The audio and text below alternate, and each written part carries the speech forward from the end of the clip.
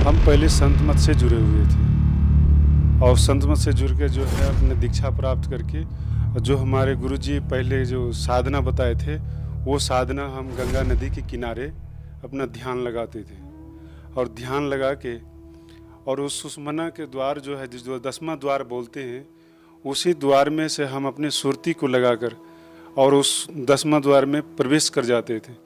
तो हमारे शरीर जो है 2 भागों में हो जाते थे। एक तो शरीर नीचे हमें दिखाई दे रहा था और दूसरा जो सूक्ष्म शरीर जो था वो सुषमना के द्वार से जो गए थे वहाँ भी हम देख रहे हैं कि हम यहाँ भी हैं और हम नीचे भी शरीर हमारा रखा हुआ। तो वहाँ का दृश्य देख के हमें ऐसा आनंद लगा कि हे भगवान, इसी देश में रहें तो हमें भूख और प्यास जो है ये नहीं यहाँ लगते हैं। तो उन वहाँ का आनंद देखकर जो है बहुत आनंदित हो गए हम। और वहाँ से एकाएक चेतना मन में आया कि नीचे वाला जो शरीर है हम जो छोड़ कर आए हैं, तो ऐसा चेतना है कि नीचे वाले शरीर में जाओ नहीं तो वो शरीर तुम्हारे नष्ट हो जाएंगे। तो हम अपने शरीर को देखते नीचे कि हमारे शरीर में नीचे कितने मक्खी बैठे हुए सब कुछ दिखाई देते। जब वहाँ से चेतना हुआ कि नीचे वाले शरीर में जाना है तो जैसे हम अपना विचार की बस तुरंत इस शरीर के अंदर में जो है हम प्रवेश कर गए। जैसे रॉकेट के तरह हम शरीर से निकले हुए थे और फिर रॉकेट के तरह इस शरीर में पुनः वापसी आ गए। तो जब हम वहाँ शरीर में आए तो हमारे शरीर जो है पूरा जाम हो गए थे, ये शरीर कुछ काम नहीं करते, हम बेहोश के रूप में हो गए थे। फिर हम होश में जब आए तब हमें जो है पता चला कि परमात्मा संत महात्मा जो बताते हैं कि सूक्ष्म कोई और देश है। तो उन चीज़ों को हम देश को देख कर हमें महसूस हुआ कि हम सूक्ष्म देश है। तो उन चीज़ों को देख के फिर हम बहुत साधु संत से जाके ज्ञान चर्चा करने लगे। तो ज्ञान चर्चा करने लगे तो साधु संत जो है बोलते थे, उनसे हम पूछे कि ये सूक्ष्म क्या चीज़ होता है। तो उन्होंने जब हमसे बोलने लगे तो हम उनसे बोले कि आप तो बताते सही है, लेकिन बताइए कि आप कभी सूक्ष्म उस 10वां द्वार में कभी प्रवेश किए हैं कि नहीं किए। तो वो साधु संत बोलने लगे कि हम कभी नहीं गए हैं, लेकिन हम किताबें पढ़कर हम बोलते हैं। तो उन सब चीज़ों को देख के हमें ऐसा लग रहा था कि क्या ये साधु संत केवल बोलने का होता है, क्या करने की चीज़ नहीं है इनको। तो उन सब चीज़ों को देख तो हम गंगा नदी के किनारे जो रह रहे थे, पहले इन सब साधनों को जब हम देखे तो हमारे जो पहले लाल वस्त्र हम पहने हुए थे, हमारे दाढ़ी जो थे इतने बड़े बड़े थे और हम बहुत साधु संत से ज्ञान चर्चा किए। लेकिन ये जो सूक्ष्म की बात है जो हमने सफ़र किया, ये सब बहुत बताने में जो है वो सफल रहे। तो संत रामपाल जी महाराज से जो कोई दीक्षा प्राप्त किए थे उस गांव में, तो उनसे हमारे संपर्क हुए।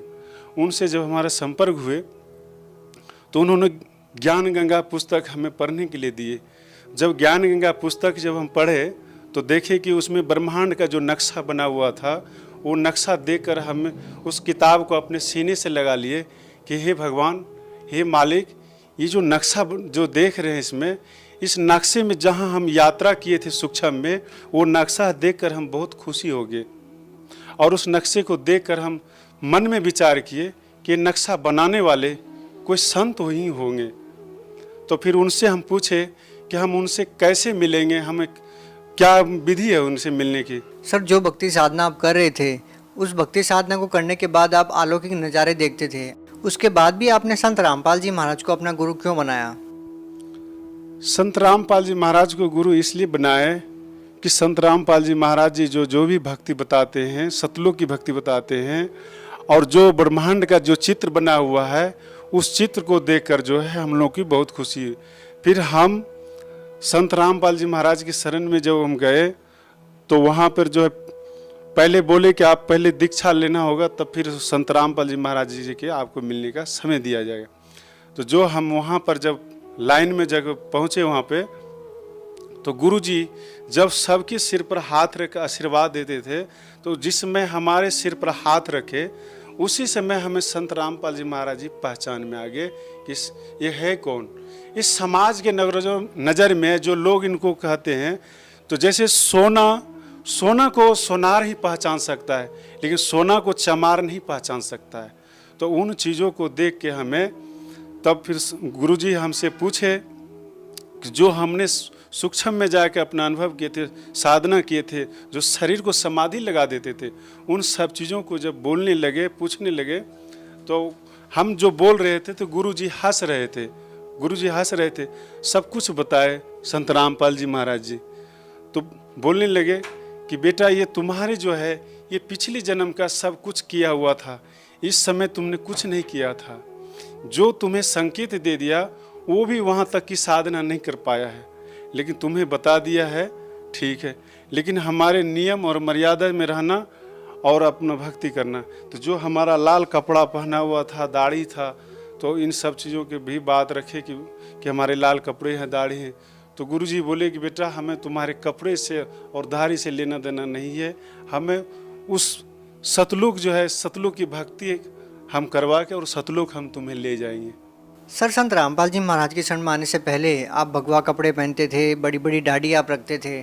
उसके बाद जब आप संत रामपाल जी महाराज के शरण में आ गए तो सर आज आप साधारण वेशभूषा में हैं। सर ऐसा क्यों? देखिए, हमको इसलिए ऐसा लग रहा है कि साधु बनना जैसे कि किसी का दान कर लेना पैसा, चंदे का पैसा लेकर खाना, ये जीवन बिताना, ये हमें इस चीज़ों को जानकारी नहीं था। लेकिन हम साधु सन्यासी बनकर सिद्धि तो प्राप्त कर लिए, लेकिन परमात्मा तक हम नहीं पहुंच पाए और परमात्मा तक हम नहीं पहुंचे। तो वो साधु सन्यासी का जीवन हम जब ज्ञान हमें मालूम हुआ तो हम सोचे कि जब दूसरे का अनाज, दूसरे का पैसा लेगा, दूसरे का ये सब काम करे, तो जो हमारी भक्ति पुण्य है सब उन्हीं के पास चले जाएंगे, फिर हमारे पास बचेंगे कैसे? तो वो जब वो कोई सेवा कर रहे हैं तो वो तो हमारे कर्ज हो जाएंगे। तो जब कर्ज हो जाएंगे तो फिर उसका कर्ज चुकाने के लिए हमें जन्म लेना पड़ेगा, फिर हमारे मोक्ष कहाँ से होगा? सर, जैसा कि आपने सिद्धियों की बात की, सर यदि आपसे जानना चाहेंगे तो आपके पास क्या सिद्धियाँ थी? हमारे पास सिद्धि ऐसा था कि हम कोई अगर ये कह दे कि दीवार के अंदर उस पार में क्या चीज़ रखा हुआ है, तो उस चीज़ों को हम एक नज़र से देखते देखते उस दीवार के उस पार को हम चीज़ को देखने लग जाते कि उस पार में क्या रखा हुआ है। सर देखिए, ये आश्चर्यजनक बात है, विश्वास नहीं होता कि ऐसा भी हो सकता है। सर क्या ये वास्तव में सच है कि आप सिद्धि के द्वारा दीवार के आर पार देख के बता सकते थे कि दीवार के पीछे क्या वस्तु है? हाँ, बता सकते थे। अब किसी को अगर किसी प्रकार की शंका हो तो वो हमसे मोबाइल नंबर ले और हमसे आके मिले, हमसे बातचीत करे। हम बातचीत करने के लिए हमेशा तैयार हैं। सर क्या नाम है आपका? संजय रजक। कहाँ से हैं सर आप? भागलपुर, बिहार से। सर देखिए, बड़ी आश्चर्यजनक बात यह है कि जहाँ लोग सिद्धियों को मानते हैं, उसकी पूजा करते हैं, वहीं दूसरी ओर आपके पास सिद्धि होते हुए भी आपने संत रामपाल जी महाराज से नाम दीक्षा ली। ये कितनी विचित्र बात है कि एक तरफ जिस संत से नाम दीक्षा ली उस संत को लोग पहचानने में अभी देरी कर रहे हैं, और दूसरी तरफ आप हैं। ऐसे संतों को लोग ज़्यादा तवज्जो देते हैं, ये सोचते हैं कि सिद्धि ही परमात्मा है। लेकिन आप कह रहे हैं कि सिद्धियाँ ही परमात्मा नहीं है, परमात्मा पाना कुछ और चीज़ है। देखिए, अगर पूर्ण संत से अगर उनको ज्ञान और भक्ति मिल जाए तो कहते पूर्ण संत से मिलेंगे तो उनका पूर्ण मोक्ष हो जाएंगे। लेकिन कोई भी अगर आज सिद्धि के बल पर, जैसे सिद्धि क्या चीज़ है कि सिद्धि एक अहंकार का चीज़ बन जाता है, जैसे अभिमान की चीज़ बनता है। जैसे किसी को कोई पोस्ट मिल जाता है, वो पोस्ट का अहंकार हो जाता है। लेकिन वास्तविक चीज़ ये है कि परमात्मा के लिए अहंकार और पोस्ट और सिद्धि नहीं, उनके अंदर का जो प्रेम है, जो प्यास है, जो तरफ है, वो तरफ होना चाहिए। अगर वो तरफ नहीं है तो समझ लीजिए उसके पास कुछ भी नहीं है। सर आप उन लोगों के लिए अपने आप में एक बहुत बड़ा जवाब हैं जो लोग ये कहते हैं कि संत रामपाल जी महाराज कोई चमत्कार करके दिखाए। जब चमत्कार करने वाले ही संत रामपाल जी महाराज के शिष्य बनने लग जाएंगे तो फिर लोगों के पास सवाल क्या रहेंगे? क्योंकि लोग कहते हैं कि चमत्कार को नमस्कार, लेकिन आप कह रहे हैं कि पूर्ण संत को नमस्कार। सर इस बारे में आप क्या कहना चाहेंगे? देखिए, चमत्कार से क्या होता है कि चमत्कार से तो मोक्ष नहीं होता है, लेकिन ये है कि जैसे मान लिया जाए कि हमको परमात्मा चाहिए तो परमात्मा के लिए जो है वो तरफ होना चाहिए। ये सिद्धि या चमत्कार ये जो कुछ भी है ये भक्ति मार्ग में जो है एक बाधक होता है। इस बाधक में उलझ जाता है, उलझने के बाद जो है वो जो भक्ति जो है उसका सफल नहीं हो पाता है। सर जैसा कि लोग संतों के पास इसलिए जाते हैं कि उनको शारीरिक लाभ मिले, मानसिक लाभ मिले या आध्यात्मिक लाभ मिले, आपने संत रामपाल जी महाराज जी को गुरु क्यों बनाया? संत रामपाल जी महाराज को हम गुरु इसलिए बनाए कि हम बहुत साधु संतों के पास भटक भटक के अपना जीवन हमने बहुत खो चुका, जो कि आज हमसे बहुत सीनियर, बहुत साधु, जो कि 500 के ग्रुप में रहने वाले हम साधु थे, जो कि वो उस ग्रुप के लोगों ने कहते थे कि जो हमारे जो सिद्धि शक्ति है वो 500 के ग्रुप में नहीं थे, वो 500 ने ही हम ही को सर्वश्रेष्ठ मानते थे। लेकिन वो 500 ने ये आज भी समझ रहे हैं कि ये आखिर संत रामपाल जी के शरण में क्यों गए। ये हमसे पूछा गया तो हम उनको बताए। बात ये ऐसा है कि हम संत रामपाल जी महाराज के शरण में इसलिए गए हैं कि जो संत रामपाल जी महाराज जो भक्ति बताते हैं, जो साधना बताते हैं, जो नियम बताते हैं, वो है बहुत संतों के पास में नहीं है, बहुत संतों के पास नहीं है जो संत रामपाल जी महाराज। और संत रामपाल जी महाराज को जो आज कोई भी इनको साधारण मानते हैं, ये साधारण नहीं है, यह समझ लीजिए कि पूर्ण परमात्मा है। क्योंकि परमात्मा को वही पहचान सकता है जिनका आत्मा परमात्मा के लिए तरफ होता है, और जिनकी आत्मा में तरफ नहीं है वो परमात्मा को नहीं पहचान सकते। सर, कितनी विचित्र बात है ना कि आपके पास सिद्धियां होते हुए भी उन सिद्धियों का इस्तेमाल न करके आप संत रामपाल जी महाराज की शरण में गए। सर, लाखों में एक दो ही ऐसे लोग होते हैं जिनके पास सिद्धियां होती है, जो चमत्कार कर सकते हैं, उसके बावजूद वो अपनी सिद्धियों का इस्तेमाल न करके, चमत्कार न करके, केवल भक्ति प्राप्त करने के लिए, भगवान प्राप्त करने के लिए संतों की शरण में जाते हैं, जैसा कि आप गए और आपने संत रामपाल जी महाराज को अपना गुरु बना लिया। यदि आप जिस तरह से आप बहुत ही साधारण वेशभूषा में हैं, आपको देखकर बिल्कुल ऐसा नहीं लगता कि आप चमत्कार करते होंगे, कोई आपके पास रिद्धि सिद्धि रही होंगी।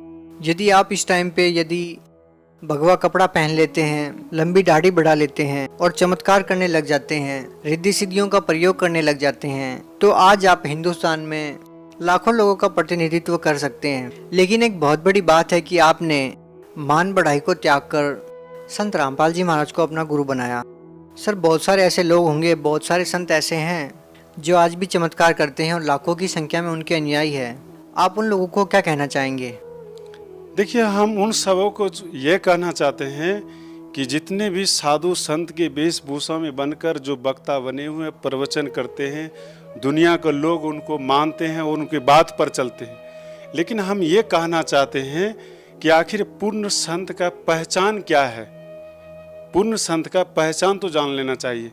तो जितने भी साधु संत बने, तो ये अपनी जो है मान बड़ाई जो है ये छोड़ना नहीं चाहता है। ये जीवन में सबसे बड़ा दुश्मन हो जाता है मान बड़ाई। मान बड़ाई ही आपका सब खतरनाक होता है। तो ये जितने भी साधु संत बने हुए हैं, तो ये इन्होंने अपने संख्या बढ़ाकर जो है, अपनी पदवी बनाकर जो है, हम लोग के समाज में जो है गुमड़ा बनाकर बैठे हुए हैं। सर, आज आपने संत रामपाल जी महाराज से नाम दीक्षा ले रखी है। सर, क्या आज भी आपके अंदर वो सिद्धियां हैं? सर, क्या आज आप दीवार के पार कोई वस्तु रखी है उसको बता सकते हैं? नहीं, संत रामपाल जी महाराज जी की शरण में जब से हम दीक्षा प्राप्त किए हैं, तो गुरु जी हमारे सिर पर हाथ रखकर इस पे बैंड लगा दिए कि बेटा, जो तुमने पहले जितनी भी सिद्धि जो भी कुछ किया सो किया से आज के बाद ये नहीं करना है। तो हमने हाथ जोड़कर गुरु जी से प्रार्थना की कि गुरु जी आज के बाद हम कोई सिद्धि का प्रयोग नहीं करेंगे। गुरु जी वचन दिए कि बेटा, अगर तुम कोई भी सिद्धि का प्रयोग करोगे तो तुम सतलोक नहीं जा पाओगे। इसलिए हम वचन दिए गुरु जी, अब कभी भी हम कोई सिद्धि का प्रयोग नहीं करेंगे, क्योंकि सिद्धि का प्रयोग करने से उनका पुण्य छीन होता है। सर, आप भगत समाज को क्या संदेश देना चाहेंगे? भगत समाज से हम ये संदेश देना चाहते हैं कि जो भी कोई भी पंथ में इधर उधर कहीं भी भटक रहे हैं, तो ये आपका जो है समय आ गया है, तो आप जो है इधर उधर ना भटके और आप संत रामपाल जी महाराज के शरण में जो टीवी चैनल, साधना चैनल पर जो प्रोग्राम आते हैं, उस चैनल पर प्रोग्राम में जो मोबाइल नंबर रहता है, उस मोबाइल नंबर से बात कीजिए। जो जहाँ से भी है उनको दीक्षा प्राप्त हो जाएगी। बहुत बहुत धन्यवाद।